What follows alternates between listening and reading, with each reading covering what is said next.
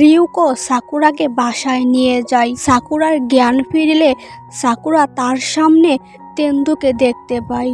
Tendu সাকুরাকে medicine দেয়। Sakura বলে, আমার সামনে ছেলেটা মারা গেল, কিন্তু আমি কিছুই করতে পারলাম না। আপনি ঠিকই বলেন, আমার নার্স হওয়া উচিত হয়নি। আমি আজ থেকে নার্সের চাকরিটা ছেড়ে দেব। সাকুরা কাঁদতে থাকে। তেন্দু সাকুরাকে হাক করে সান্ত্বনা দেওয়ার জন্য। তেন্দু বলে, অনেক সময় আমাদের হাতে কিছুই থাকে না, তাই নিজেকে দোষ দিও না। আপনি তো বারবার বলেন চাকরি ছেড়ে দিতে, এখন আমি নিজে থেকেই চাচ্ছি চাকরিটা ছেড়ে দিতে, তাহলে আপনি আটকাচ্ছেন কেন? তেন্দু বলে, কারণ তুমি আমার টিমে আছো। এই কথা শুনে সাকুরা অনেক খুশি হয়। পরদিন হসপিটালে গিয়ে কিসুবিকে বলে, কালকে ডক্টর তেন্দু আমায় হাক করেছিল।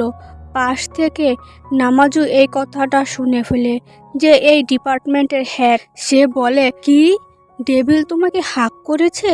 সাকুরা একটা পেশেন্টের ব্লাড আনতে যায়। সাকুরার হাত কাঁপতে থাকে আর পেশেন্টের হাতে লেগে যায়, আর পেশেন্ট তার উপর চেঁচাতে থাকে।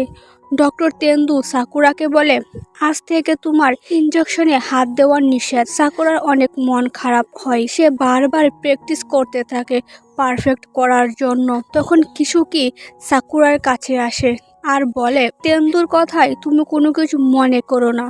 আসলে সে আগে এইরকম ছিল না। 7 বছর আগে তেন্দু একজনকে ভালোবাসতো। সেও ডাক্তার ছিল, কিন্তু হার্টের সমস্যার কারণে সে মারা যায়। তারপর থেকে আমি তেন্দুকে কখনো হাসতে দেখিনি। পরদিন তেন্দু লক্ষ্য করে সাকুরা ইনজেকশন দেওয়ার প্র্যাকটিস করছে, কিন্তু কিছুতে ঠিকভাবে করতে পারছিল না। তখন তেন্দু আসে আর বলে, আমার হাতে প্র্যাকটিস করো। সাকুরা না করে দেয়। সাকুরা মানছে না দেখে বলে, ইনজেকশন দিতে দিতে তুমি যা জিজ্ঞাসা করবে আমি সব কিছুর উত্তর দিব। তারপর সাকুরা রাজি হয়। আর সাকুরা তেন্দুকে জিজ্ঞাসা করে, আপনি কখনো ডাক্তারে ছেড়ে দেওয়ার কথা ভেবেছেন? তেন্দু উত্তর দেয়, হ্যাঁ। সাকুরা ব্লাড নেয়। তেন্দু বলে, যদি তুমি আমাকে ইনজেকশন দিতে পারো তাহলে তুমি অন্যদেরও পারবে।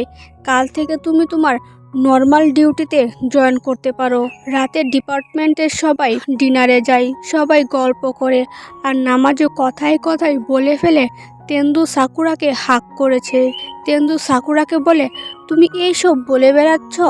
সাকুরা তখন সবাইকে কথাটা ক্লিয়ার করে আর বলে, ডক্টর তেন্দু আমায় হাক করেছিল কারণ আমি কান্না করছিলাম, আর অন্য কিছু না। আমাদের মাঝে ওই রকম কিছুই নেই। এরপর সাকুরা অনেক ড্রিঙ্কস করে ফেলে। তাকে বলে বাসায় নিয়ে যেতে। তেন্দু সাকুরাকে পিঠে তুলে নেয়। মাঝপথে তারা এক জায়গায় বসে আর সাকুরাকে পানি খেতে দেয়। তখন সাকুরা বলে, আমি জানি আপনি আগে এমন ছিলেন না, আমি আবার আপনাকে আগের মতো করে দেব।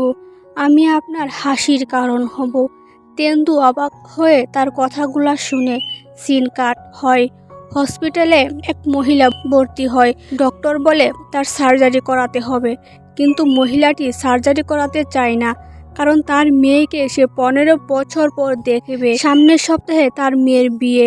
সার্জারি করলে সে তার মেয়ের সাথে দেখা করতে পারবে না। সাকুরা এই নিয়ে চিন্তা ভাবনা করতে থাকে সে কি করবে। এরপর সবার থেকে পারমিশন নেওয়ার জন্য একটা মিটিং ডাকে আর সবাইকে বুঝিয়ে বলে সেই মহিলাকে কিভাবে তার মেয়ের বিয়েতে নেওয়া যায়, কিন্তু কোনো ডাক্তারই রাজি হয় না।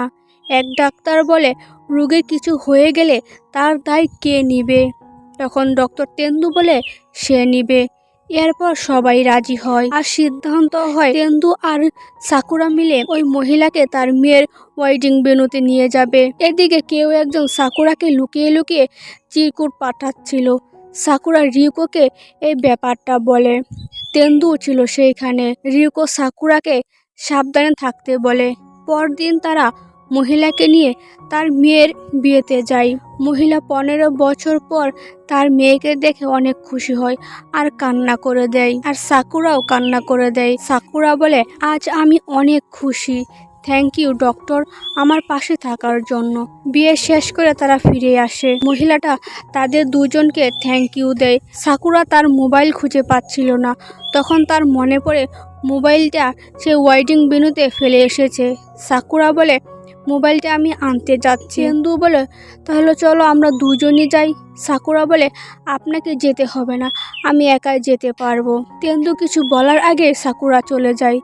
এরপর তেন্দু সাকুরার লকারের পাশ থেকে একটা চিরকুট খুঁজে পায়, আর সেই চিরকুটে লেখা ছিল, আমি আজ তোমার সাথে দেখা করতে আসব।